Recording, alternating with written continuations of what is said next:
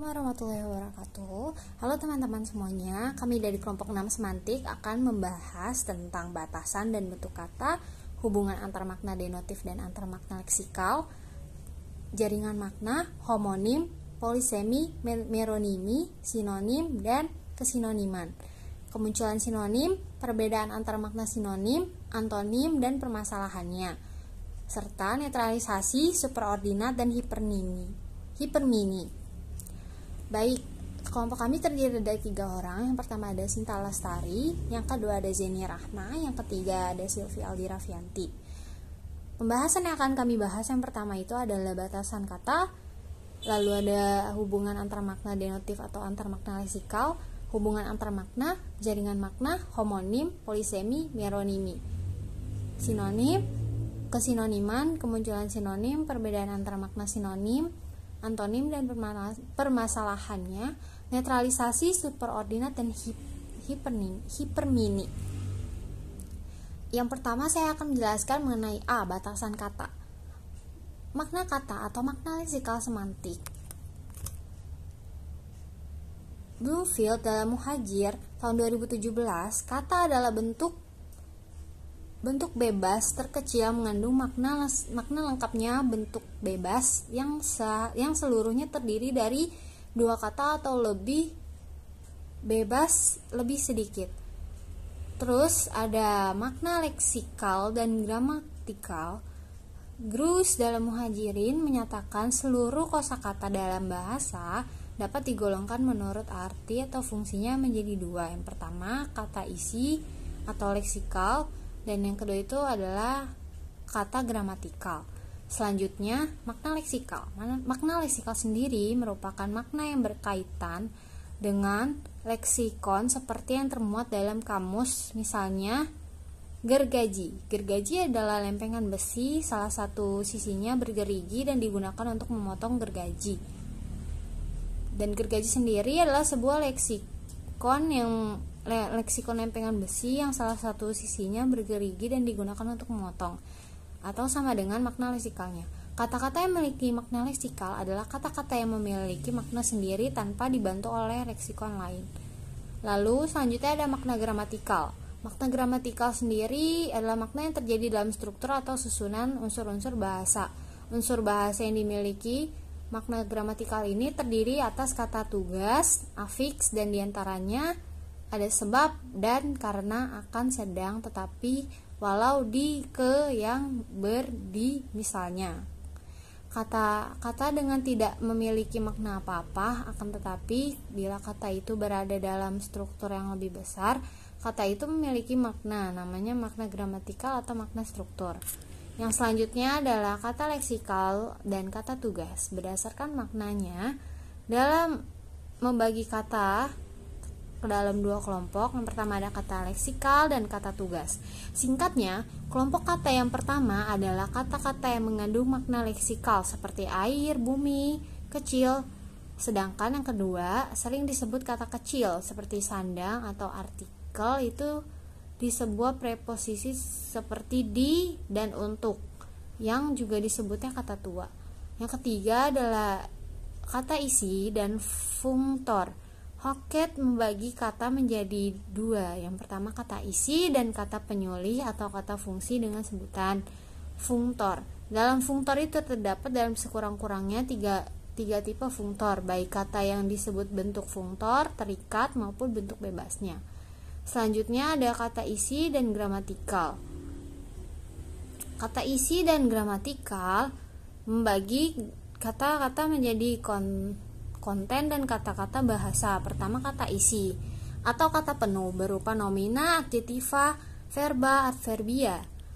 Kedua kata-kata bahasa atau disebut kata penghubung, kata logika, kata tugas, yakni semua kata yang tidak mengandung makna leksikal. Yang selanjutnya ada kata beracuan tetap. Sementara tata bahasa bangsawan seperti Andrew Carnegie dalam Muhajir dari segi lain membagi kata leksikal khususnya nomina menjadi 2 golongan berdasarkan acuannya. Yang pertama itu ada nomina yang mengacu pada semua objek dalam dunia nyata. Yang kedua ada tidak dapat menunjuk pada acuan tertentu kecuali melalui konteks. Lalu saya akan menjelaskan terkait materi yang B. Hubungan antar makna denotatif dan antar makna leksikal. D.J. Parera tahun 2004 menyatakan bahwa secara umum hubungan antar satu makna dan makna lain secara leksikal dibedakan atas sinonim, sinonimi, antonim, antonimi, penjaminan makna, hipermini, hiponimi, superordinat atau subordinat, homonimi, dan polisemi. Hubungan antar makna menggambarkan manifestasi perpikiran manusia. Manifestasi perpikiran manusia dinyatakan dalam bentuk hubungan kesamaan makna, kelawanan makna, kecakupan makna, dan kejaminan makna.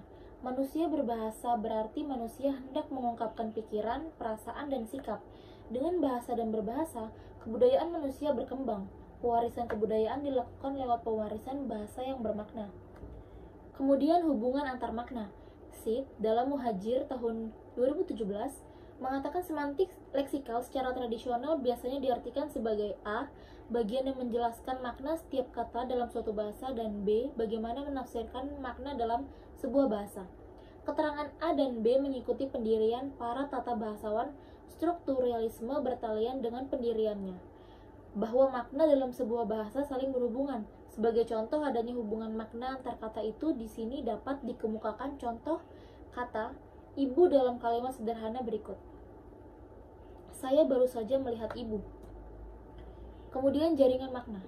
Sejumlah makna mungkin memiliki hubungan tetap atau simultan dalam sejumlah tipe hubungan tetap, sehingga dapat dikatakan hubungan antar makna kata itu merupakan jaringan, bukan sekedar daftar kata seperti dalam kamus yang disusun sekedar berdasarkan kemiripan fonologis, menurut Muhajir tahun 2017. Kemudian ada homonim. Kata homonim atau homonimi berasal dari bahasa Yunani kuno, onoma yang artinya nama dan hono yang artinya sama. Secara harfiah, homonim atau homonimi dapat diartikan sebagai nama sama untuk benda atau hal lain.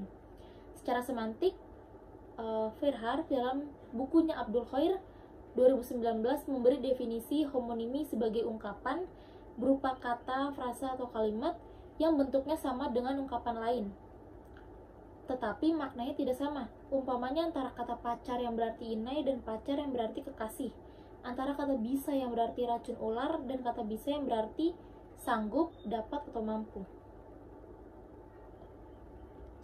Kalau ditanyakan bagaimana bisa terjadi bentuk-bentuk yang homonimi ini, dalam bukunya Abdul Khair tahun 2019 mengemukakan bahwa ada dua kemungkinan sebab terjadinya homonimi ini, yaitu yang pertama, bentuk-bentuk yang berhomonimi itu berasal dari bahasa atau dialek yang berlainan. Kemudian, bentuk-bentuk yang berhomonimi itu terjadi sebagai hasil proses morfologi. Kemudian ada polisemi. Abdul Khair mengatakan bahwa polisemi lazim diartikan sebagai satuan bahasa, terutama kata, bisa juga frase, yang memiliki makna lebih dari satu. Bentuk-bentuk polisemi adalah sebuah kata yang memiliki makna lebih dari satu. Lalu, karena polisemi ini adalah sebuah kata, maka di dalam kamus didaftarkan sebagai sebuah entry. Kemudian ada meronimi. Mujajir menyatakan meronimi mirip dengan hiponim, yakni hubungan antar makna yang merupakan hubungan bagian dengan keseluruhan. Contohnya, kata seperti dinding adalah bagian dari rumah. Rangkaian kata yang pertama yaitu dinding, yang merupakan bagian dari yang kedua disebut meronim atau partonim. Sedangkan rangkaian kedua yaitu rumah, yang merupakan induknya disebut holonim. Jadi, kamar adalah meronim rumah. Hubungan antara kedua pasangan induk dan bagian itu disebut hubungan meronimi. Contoh lain misalnya mesin dengan mobil, jeruji dengan roda, ranting dengan pohon.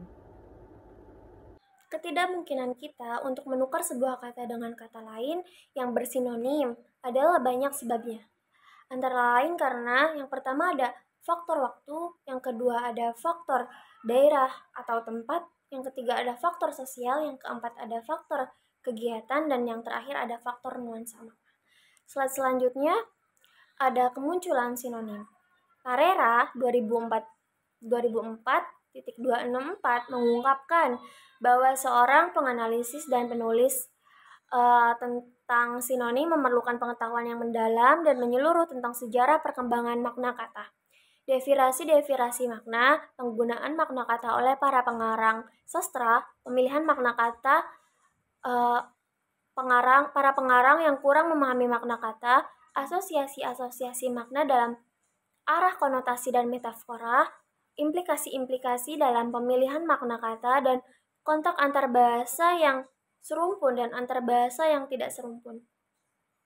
Slide selanjutnya ada alasan munculnya sinonim sebagai berikut. Yang pertama ada sinonim muncul antara kata asli dan kata serapan. Yang kedua ada sinonim muncul antara bahasa umum dan dialek. Yang ketiga ada sinonim muncul untuk membedakan kata umum dan kata ilmiah. Yang keempat ada sinonim muncul antara bahasa kekanak-kanakan dan bahasa orang yang dewasa. Yang kelima ada sinonim muncul untuk kerahasiaan, dan yang keenam ada sinonim muncul karena kolokasi.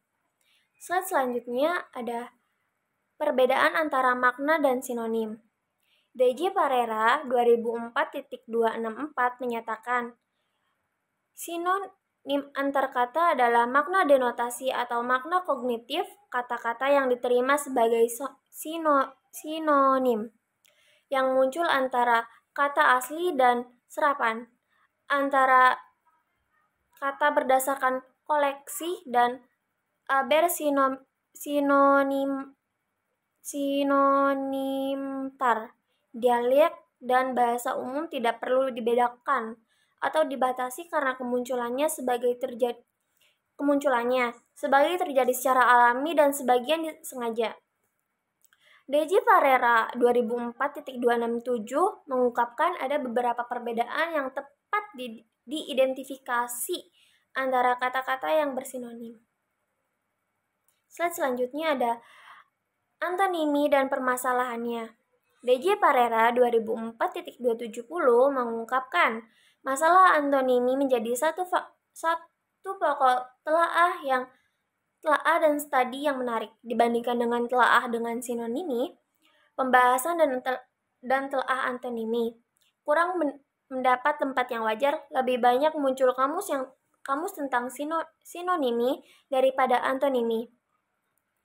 Paling tidak bagian dari kamus sinonimi. Di samping pemilihan kata untuk konsep pertentangan makna, masalah yang muncul ialah identifikasi, analisis, dan klarifikasi tentang pertentangan makna. Secara umum dikenal istilah antonimi sebagai konsep untuk pertentangan makna. Walaupun beberapa semantikus kurang menyetujui istilah antonimi. Slide selanjutnya ada netralisasi. Dalam tataran fonologi, dua fonem dapat dinetralkan pertentangan dalam hubungan dengan pertentangan makna atau sinonimi. Kita dapat dijumpai pula peristiwa netralisasi makna. Dalam ujaran tersebut, pertentangan antara dua makna dinetralkan atau dihilangkan pertentangannya. Misalnya jauh dengan dekat, panjang dengan pendek, tinggi dengan rendah. Pertentangan makna kata-kata tersebut adalah pertentangan kekutuban. Baik, slide selanjutnya ada superordinat dan hipernimi.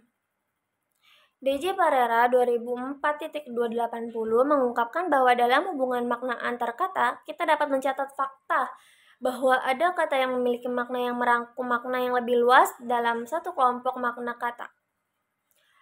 Kata mawar, melati, cempaka mempunyai cakupan makna atasan atau superordinat bunga.